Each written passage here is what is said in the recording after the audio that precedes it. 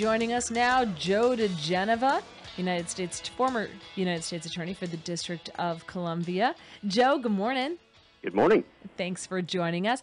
I wanted to start off talking about Robert Mueller. His testimony has now been delayed. It was originally scheduled for the 17th, 2 days from now, but now it is the 24th for two separate hearings. Why the delay, Joe?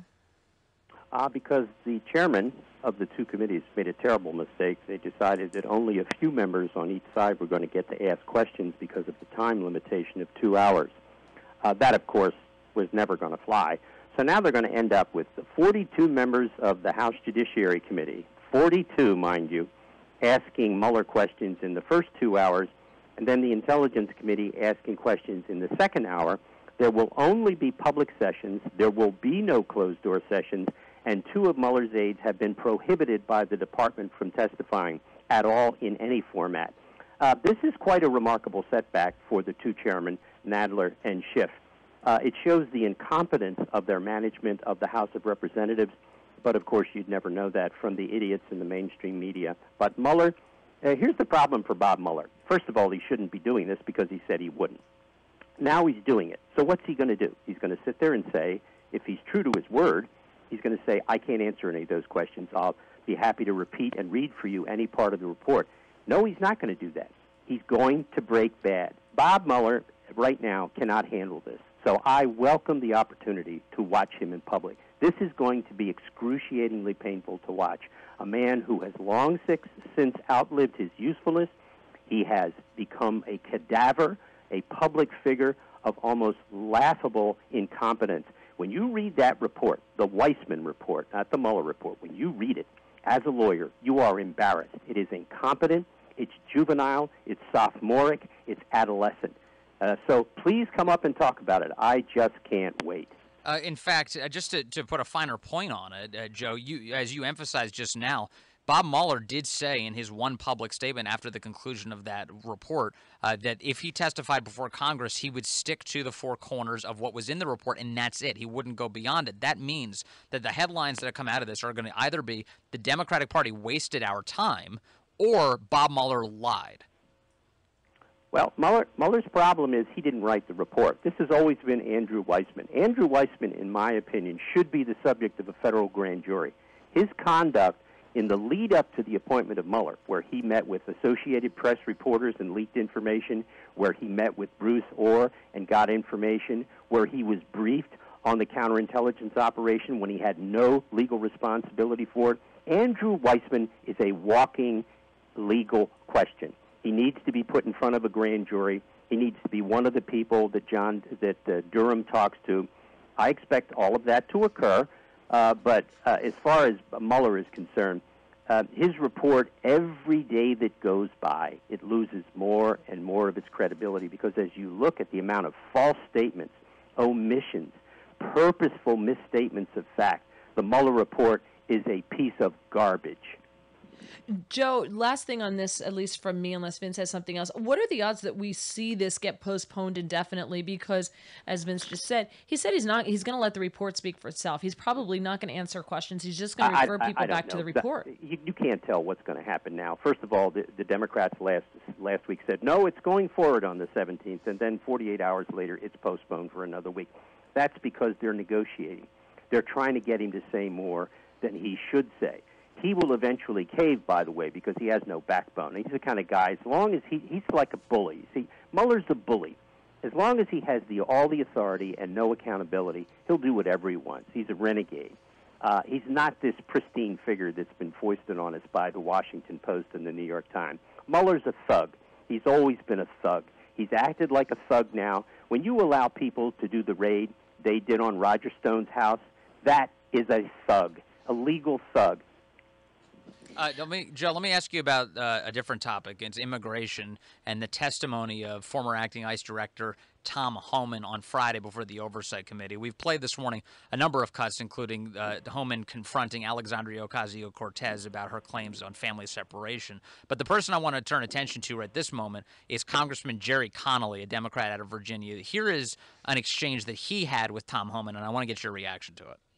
I've sat here and listened to horror stories I thought it was fiction. I thought it was a novel reading from Charles Dickens and the conditions that prevailed in 19th century London.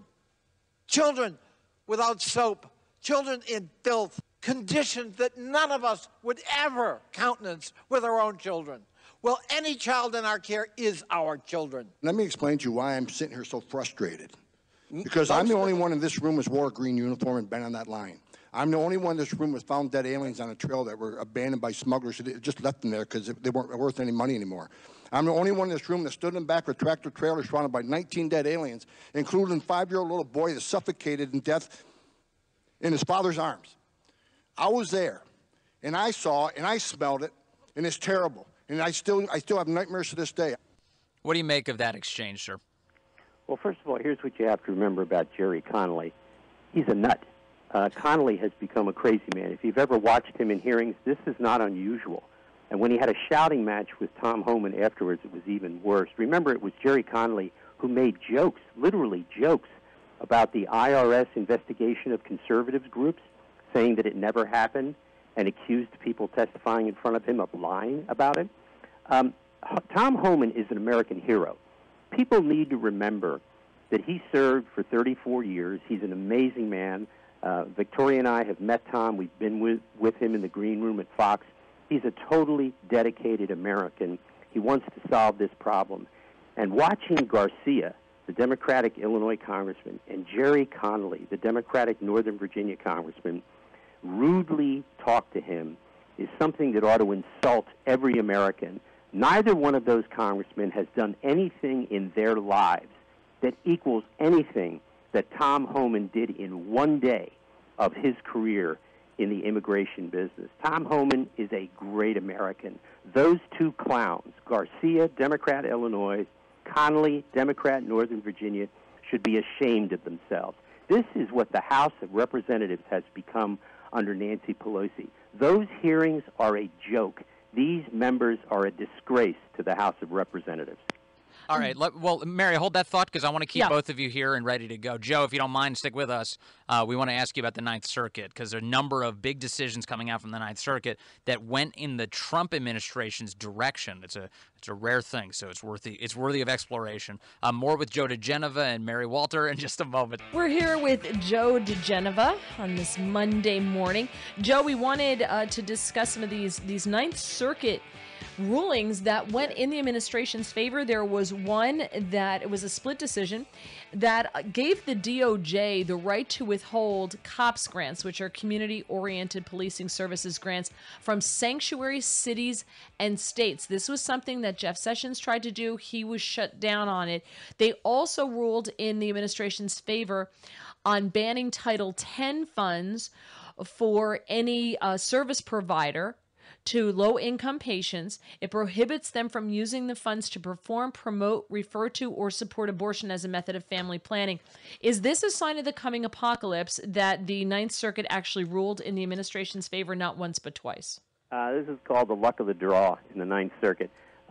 Trump has been very effective there. He's put 7 new people on the Ninth Circuit, which has a huge number of judges. He's still not where he needs to be, but he's going to make progress and put some more on. This was an accidental, the luck of the draw, because he got 2 good panels. The thing about the grants to police departments is so silly that anybody would have been able to challenge it this long. What they did was the department added as one factor in the grant process. You give points when you give grants, and some of the points were for whether or not you assist in the enforcement of immigration laws. This is what caused this litigation. This is so disgraceful that this case would have lasted this long, but it shows you why Justice Roberts is wrong when he says there are no Republican and Democratic judges. Instead of criticizing President Trump for his comments about the judges, what Justice Roberts should have done was given a speech about how it's important for judges to be above the political fray and write their opinions the way they're supposed to be written, like legal opinions and not political speeches. Both the Fourth Circuit and the Ninth Circuit have written opinions in the last 3 years that are so embarrassing to the federal judiciary that it makes your skin crawl. But that is what the problem is. So these two accidental victories in the Ninth Circuit are important, but they are not a prediction of what's likely to come. More likely is going to be that the Ninth Circuit will continue to interfere in the exercise of executive power by the president and try to run the government with national injunctions from the Ninth Circuit. This has to be stopped. And Justice Thomas, in his recent dissent, has noticed how bad this process of national injunctions is, countrywide injunctions. We'll see. But a nice 2 victories, happy to have them, but they're not a predictor. Joe, it's no secret that you're a supporter of the President of the United States, and President, and Yes. obviously, and when it comes to President Trump and judicial appointments, can you give us a sense of how critical you think it is that Trump is reelected and how much that would impact the Ninth Circuit? Well, the bottom line is this. In the last election, 2016, my wife, Victoria Tunsing, was in charge for the Trump campaign of a process called Save Our Constitution, SOS, Save Our Constitution, and here's Save Our Supreme Court, SOS. And the reason was judicial appointments. 34% of the people who voted for Donald Trump voted because of his list of Supreme Court nominees that he made public. That list is going to grow in terms of the percentage of people who will vote for him because of what he did. This is vital, and if for no other reason, tend to get another conservative justice on so Roberts' presence can be neutralized. Roberts has become a classic Kennedy-esque type of vote, but at least Kennedy had the moral courage to wait for Donald Trump to resign. I can assure you Roberts would never do that. So we need that new 5th conservative justice so that Roberts becomes a nullity. But Trump's judicial appointment policy is key to his reelection and is key to why his numbers stay up with his base. Joe, if either one of these 2 decisions were to make it to the Supreme Court, the 2 that were just ruled in the administration's favor, what are the odds, though, that the Supreme Court would take it, number 1, but number 2, that they would uphold these rulings by the 9th? Well, I think in these particular cases, they probably would take them, and I think Roberts would probably vote to sustain them. These are pretty much work-a-day cases, which, first of all, the losers are going to try and get an en banc or a full court review in the Ninth Circuit by all the judges. If that happens, it will definitely get to the Supreme Court. If they're left alone, then they stand and they're the rule of the land. But if they go to the Supreme Court, even Roberts, notwithstanding his position now, would probably vote in favor of sustaining these 2 orders by the president.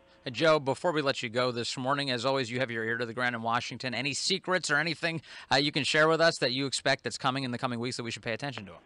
No, I think things are pretty quiet. I know that John Durham is hard at work. I know that people are very, very anxious to go talk to him or to Horowitz now that the problems are there. I think there's going to be a new director of national intelligence to replace Dan Coates. I think that process of selection is already underway.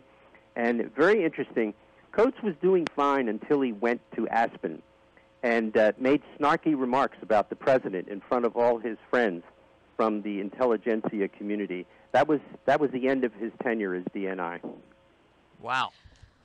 All right. Well, Joe, as always, you always make us smarter to start our week. Thank you so much for joining us. Joe diGenova.